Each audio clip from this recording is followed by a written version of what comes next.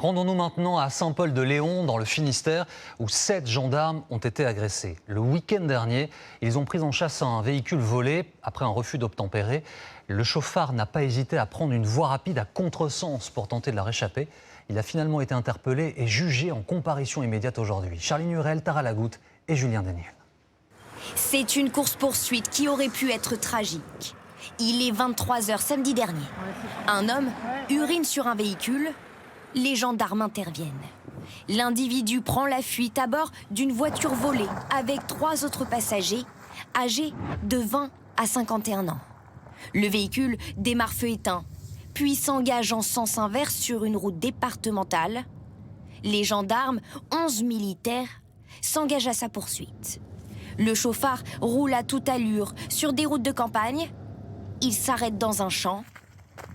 2 des passagers menacent les militaires. Ils sont interpellés. Mais les 2 autres individus s'échappent et reprennent leur course folle. Ils percutent un des véhicules de gendarmerie. Le voici très endommagé. Les 2 derniers fuyards sont finalement interpellés.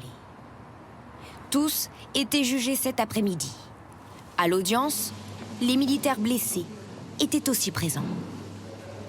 Quand on décide de monter dans la voiture et de redémarrer à plusieurs reprises pour aller percuter, voilà, on est sur une escalade de la violence vis-à-vis des forces de l'ordre, indéniablement. 2 des interpellés faisaient d'ailleurs l'objet de mandats d'arrêt pour l'exécution de peines de prison. Les 2 passagers ont été condamnés à 15 et 6 mois de détention. Le conducteur à 4 ans de prison ferme.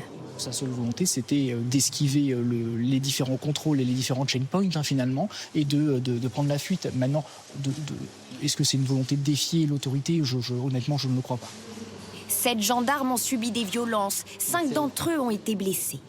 Tous restent soulagés qu'il n'y ait eu aucune victime civile.